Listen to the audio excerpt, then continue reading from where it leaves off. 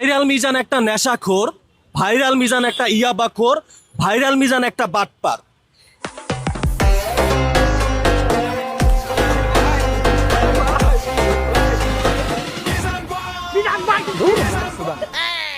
ঢাকা শহরের রাস্তাঘাটে যদি আর একটাও মাদকের ডিলার ব্যবসা করতে পারে তাহলে এই মিজানের ব্যবসাও থাকবো। ডিলার সরকার কেন?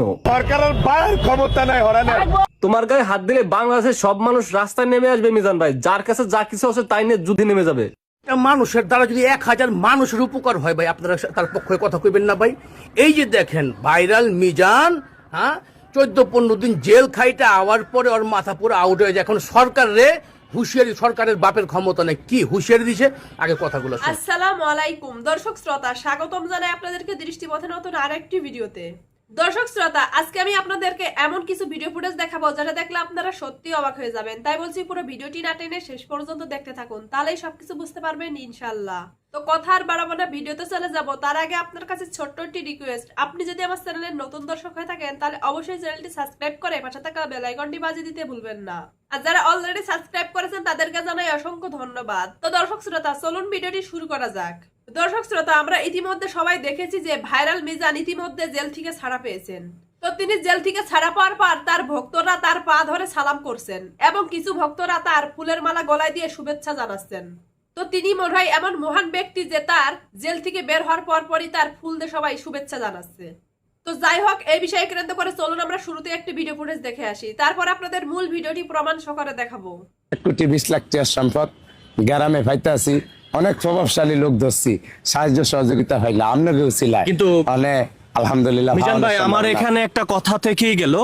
ওখানে আপনার ওখানে তো অনেক ভিড় হবে আমি জানি, তবে কথাটা আমি আপনাকে বলছি, আপনার এই যে দোকান ভাঙার, এই যে আপনি কারাগারে যাওয়ার মেন 3জন ইউটিউবার, সেটা হচ্ছে আমার চোখের সামনে।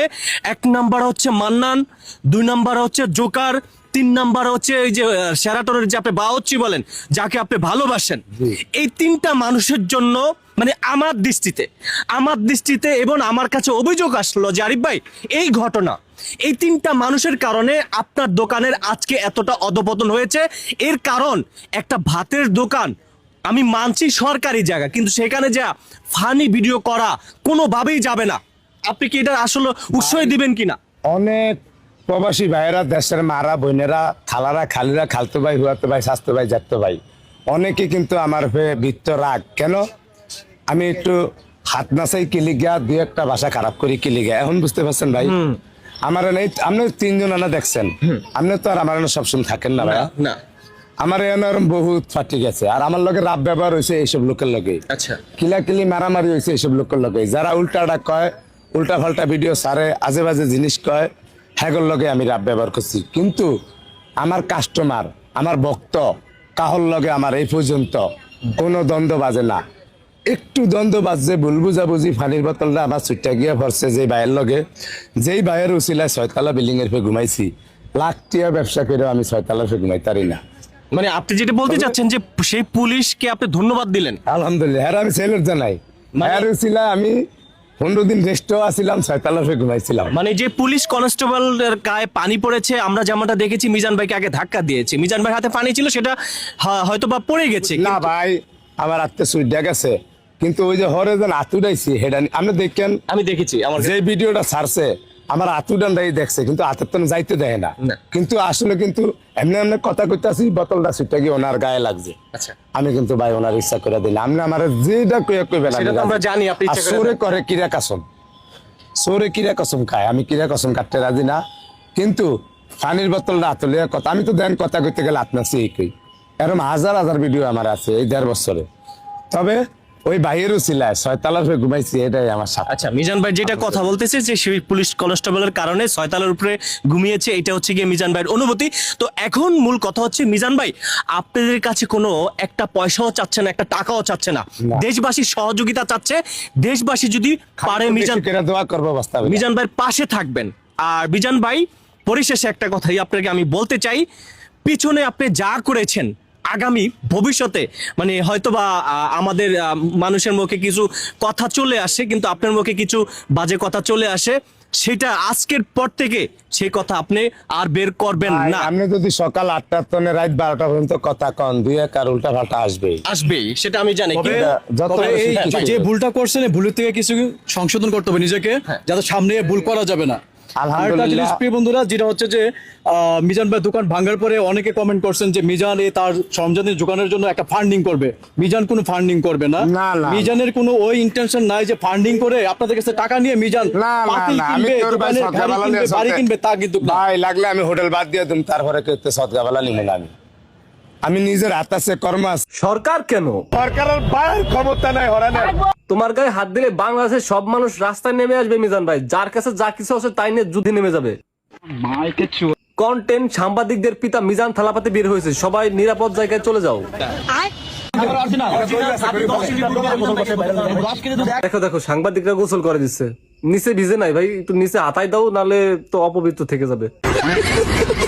মিজান ভাই কি দুধ দিয়ে গোসল করতেছো নাকি তাল রসের তাড়ি দিয়ে গোসল করতেছো? এগুলো দিয়ে গোসল করলে হবে না মিজান ভাই, তোমার সুবুদ্ধি আনতে হইলে কেড়ু দিয়ে গোসল করতে হবে। বেশি ভালোবাসলে মানুষ কাঁদিতে হয় চিরকাল। হ্যাঁ মিজান ভাই, এই উক্তিটা এখন তোমার সাথেই যায়। বেশি ভালোবাসলে কাঁদিতে হয় চিরকাল। মানুষ তোমাকে বেশি ভালোবেসে ফেলছিল, এখন তোমার পাখনা গজায় গেছে, লাগাম ছাড়া যাচ্ছে তাই বলে ফেলছো। কাকে কিভাবে কি বলতে হয় সে একবার চিন্তাও করতেছো না। মরিচিকার পাখা গজায় মরিবার তরে। ঢাকা শহর যদি একটা দোকান ফুটপাতে থাকা থাকে, মিজানের হোটেল থাকবো, এমন কোন পায়ের শক্তি নাই হোটেলে। না না মিজান ভাই, এখন আর তোমাকে কেউ সরাতে আসবে না, মানুষ বুঝছে না তুমি কি। তুমি যদি আবার রিক্সা সুজনের মতো করে দাও। এদিকে আর এক না, মিজানের মার খাওয়ার জন্য অনেক চেষ্টা করেও ব্যর্থ হয়েছে। তোরা চিনতেছে না, তুই পেছনের হিস্ট্রি বল। তোকে 11টা বাড়ি দেওয়ার পর মিজানের হোটেলের সামনে গিয়ে কান্নাকাটি করছিলি, তুই হচ্ছিস সেই খবিস, বুঝাই বল।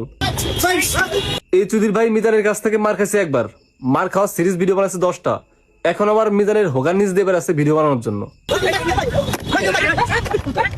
64 ডিস্ট্রিক্টের মানুষ যদি আমার ক্ষতি করতে চায়, হারবো না, কইছি না আমি। কন্টেন্ট সাংবাদিকরা তাকে কোন লেভেলে নিছে? 64 জেলার মানুষ মিলেও যদি তার ক্ষতি করতে চায়, পারবে না। এটা কি গাড়িতে রিসিভ করতে আসছে মিজান ভাইকে? মনে হচ্ছে ফুটবল বিশ্বকাপের ট্রফি নিয়ে বাংলাদেশে ল্যান্ড করছে।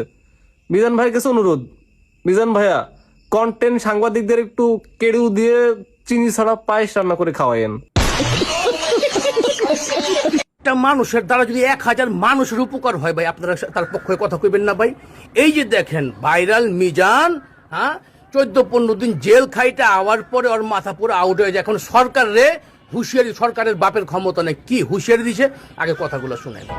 আমার ঢাকা সিটির ফুটপাতে একটা দোকান থাকা পর্যন্ত মিজানের হোটেল এনে থাকবো।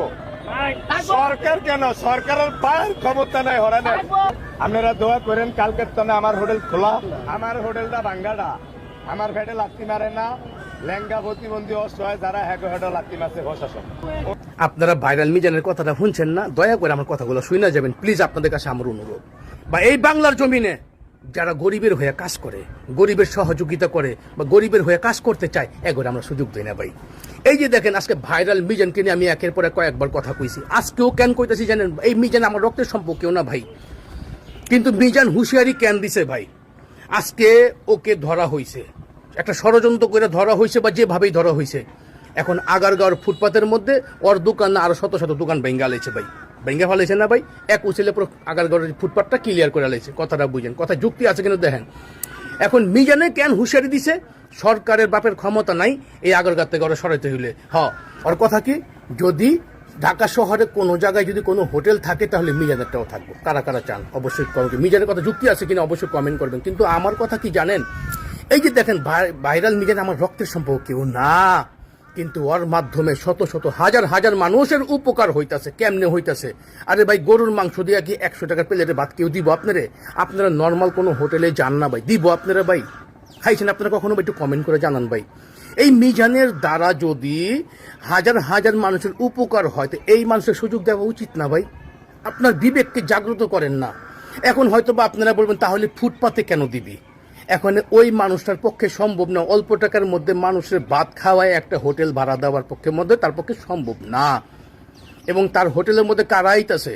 দিনমজুর, নিম্ন আয়ের মানুষ, মধ্যবিত্ত মানুষ এবং আশেপাশে যে কর্মকর্তা কর্মচারীরা আছে সেটা সরকারি হোক বেসরকারি, সবাই চাই ভাই অল্প টাকার মধ্যে যদি পেটের সমাধান করতে পারি তাহলে কালকে আরেক কিছু টাকা দিয়ে অন্য কাজ করতে পারবো।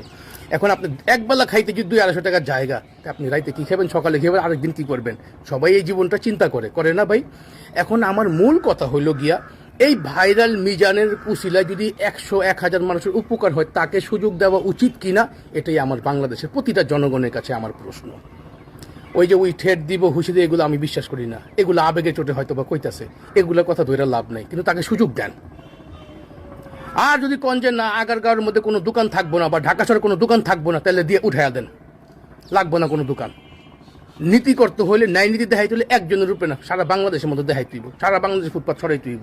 কারা কারা একমত কমেন্ট করেন আল্লাহর বান্দারা, আমি কেউ ছোট করি না ভাই, কিন্তু আমার কথা একটাই, এই অসহায় মানুষকে সুযোগ দেন যাতে ওর দ্বারা হাজারো মানুষ আরো উপকৃত হয়। কারা কারা চান অবশ্যই কমেন্ট করুন, ভিডিওর আল্লাহর সাথে বেশি পরিমাণ শেয়ার করবেন। তো আশা করছি পুরো ভিডিওটি আপনারা মনোযোগ সহকারে দেখেছেন এবং এখানে কি বলা হয়েছে সেটাও বুঝতে পেরেছেন। তো এই বিষয় নিয়ে আপনাদের কি মতামত অবশ্যই কমেন্ট করে জানাবেন। তো চলুন পরবর্তী ভিডিওটি আমরা দেখে আসি।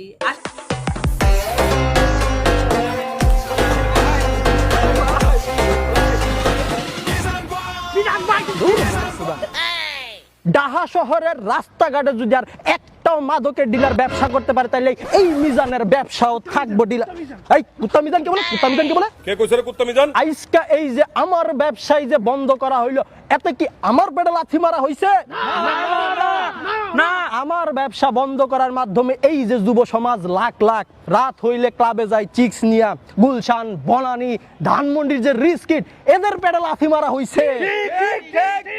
কালকে থেকে এই মিজানের ব্যবসা আবার চলবে। আপনারা সবাই আমার ব্যবসায় আইসা পড়বেন শুকনা খাইতে। সরকারের বাহেরও ক্ষমতা নাই এই মিজানের ব্যবসা কমানোর।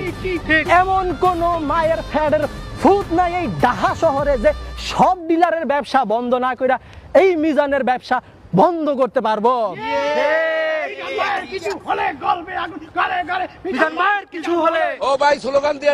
প্রিয় মোবাইল সাংবাদিক ভাইরা আমার, আপনাদের এই মিজান বাপ আইসা পড়ছে, কালকা থেকে সবাই আমার ব্যবসায় চলে আইবেন।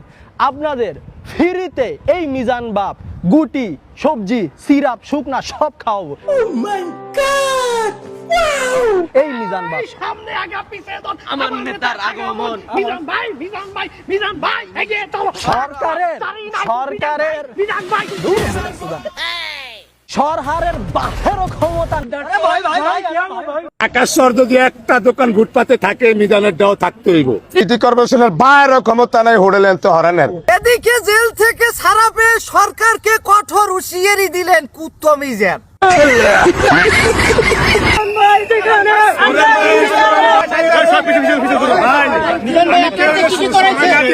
মনে হইতেছে এমপি সাহেব বাইরেছে। এমপি সাহেব কেমন আছেন? ভালো আছেন? আরে ভাই গাড়িটা ভাঙবো। আইয়েন ভাই, আইয়েন। বিশ্ব জয় করে দেশে ফিরেছেন কুত্তো মিজান, কান্নায় ভেঙে পড়ল বাঙালি। দুধের সাথে ফুল আছে। দেশে দুধের পরিমাণ বাড়ছে বলে কারাগার থেকে মুক্তি পেয়ে দুধ দিয়ে গোসল করলো কুত্তো মিজান। ও কি হারতে পারে না দি, হোগায় কায়দা মতো ডিম ভরছে। অরিজিনাল খাঁটি 10 কেজি দুধ দিয়ে মিজান ভাইকে গোসল করানো হচ্ছে। 1 কেজি দুধ আর 9 কেজি পানি, মোট 10 কেজি দুধ দিয়ে গোসল করলেন কুত্তো মিজান। বেশি ভালোবাসলে মানুষ কাঁদিতে হয় চিরকাল। এই দুনিয়ায় কিছু মানুষ স্বার্থপর বেঈমান। মারহাবা কঠিন শায়রি দেশে নামে। ওরে বাইরে আল্লাহ রাস্তে কোন রকম আসতে ভাবনার দিক যা ভাই। দেশের বিরাট একজন মানুষ মুক্তি পেয়েছে রে। আরে একে রকমে আসো, আয় আয় আয়। আবার একালার দেখলাম কি জানেন, একালার দেখলাম যে আর বাবার দড়ি সালাম করে যে আইছেন আব্বা, আমি আইছেন। এই টোকাই মিজানের এত পরিমাণ জনপ্রিয়তা হয়ে গেছে, কয়দিন পরে মেয়র ইলেকশনের ঘোষণা দেবে মাউগের কই। সঠিক বলেছেন। আহারে কলেরার বাচ্চা রে, কি সুন্দর কারাগার থেকে বাইরে গিয়া বুঝোই যে এমপি বেরিয়েছে। এমপি নে ডাইরেক্ট প্রধানমন্ত্রী বাইরেছে কারাগারে গনে। খুব খুব শান্তিতে আনলাম, এখন দেখবো নাকি এই ব্লগার এই কুত্তমি যে নেন আগিয়ে দিছে, এই কুত্তমি যে নেন ডাইলে লবণ দেয় নাই। এই টুকাই মিজেনের এত পরিমাণ জনপ্রিয়তা, কয়দিন পর দেখবো কি জানেন, হে মেয়রাও আর ঘোষণা দিয়ে দেবে।